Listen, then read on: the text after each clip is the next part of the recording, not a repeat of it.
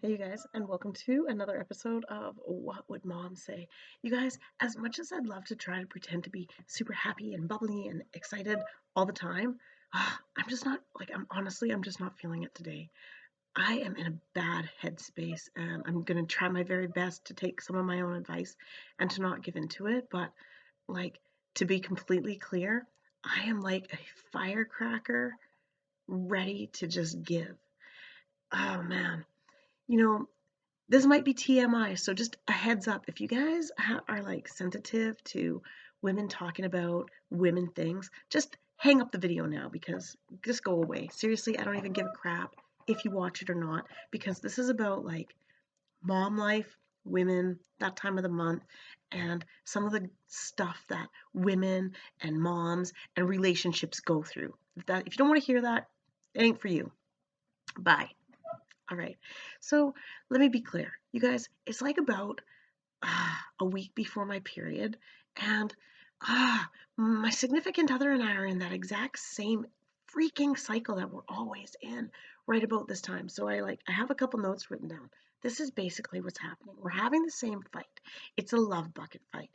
His love bucket is filled up by physical touch, and mine is filled up by emotional connection. Well, I don't feel like I have to give in to his love bucket, which is physical touch, which makes me feel really used. I have to basically use my body to buy his love in order for him to connect emotionally with me. Forget it. I'm just not into that. And it's always the same fight. I say to him, "Hey, I want my love bucket to be filled up." And he doesn't know how. He has something like where he just doesn't know how to connect emotionally. And I've said it for, you know, as long as we've been together, I need this emotional connection. He just doesn't know how. And part of me feels like there's something wrong with me because I don't know how to get it from him. I don't know how to get an emotional connection with someone who's incapable of connecting emotionally. And so I'm like pulling my hair out. Just feel so frustrated. Anyways, I tried to be really clear with my words really calmly a few days ago. And I said, "Hey, I'm not feeling connected emotionally." And we had a bit of a, we were gonna, it almost turned into a bit of a fight, but we decided, you know what, let's actually not do this. Let's make some time so that we can connect and then let's have a date night. Well, the only time that we could was either last night or tonight. Well, it couldn't happen last night because that's what happens when you live in a house when you have 5 children. You have to pivot a lot. And so a lot of times that time for mom and dad goes out the door. I'm going to have to pause and be in and out of here. So just a heads up. What we decided instead was we decided to postpone that battle until after we had the date night. So it didn't happen tonight. It was supposed to happen tonight. But what's happened in the meantime is, I've gone and laid outside because I'm feeling really anxious. I'm feeling like I could give in to the depression, okay? But I took my own advice or the advice from one of my favorite people and I went and I laid outside instead, and I'm laying on my yoga mat. And this afternoon, we had the house all to ourselves. The littlest one was gone to preschool. The older two weren't here. The middle two were at school, and he'd had the day off. And, instead of spending the afternoon with me or trying to find the time with me, he decided to drop the little guy off at preschool and then to go to the grocery store to. He was only going to get potatoes. Well, he didn't just get potatoes, he must have shopped around the whole store, then he decided to buy some chocolate-covered almonds, then he decided to take that over to somebody's house as a gift, then he decided to stay there and have a beer, and then he comes here and he finds me and I'm outside trying to be super peaceful on my yoga mat, and he gets right into my physical space and gives me a kiss.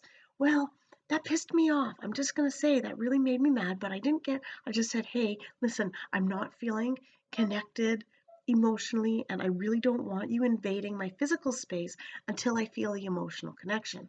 Well, so he lays down and he's trying to connect emotionally, and he's trying to talk, but there's long pauses of silence and it doesn't feel like anything. And then he gets back in my physical space and kisses me again. And at that point, I lost my temper and I spazzed and I'm frustrated and just, you guys, parents have to work so hard on their relationships, just like everybody. Just like everybody who's in a relationship has to work on it, and it's really, really tough. And I gotta be honest, I'm finding it really, really tough to figure out how to get this piece together. So I'm ready to keep fighting, but I'll tell you what I'm gonna do instead. I'm gonna make a different decision this time, and instead of fighting, I am going to wait to see if this date night happens and if something can be fruitful in the ways of emotional connection after the date night. And I'm just gonna wait to get my, to get all up in arms again. But it's interesting because it's the week before my period, and this happens all the time. It's hard to not say, what's wrong with me? What's wrong with me? Yeah, it doesn't feel very good. Anyhow, that's all I have to say about that. You guys, not everything is always peachy, but you know what does stay the same? I love you, and you're brilliant, and you're amazing, and you're these fabulous lights, and I just want to see your lights expand. But let's try to speak each other's love languages. I love you guys. Thanks for listening.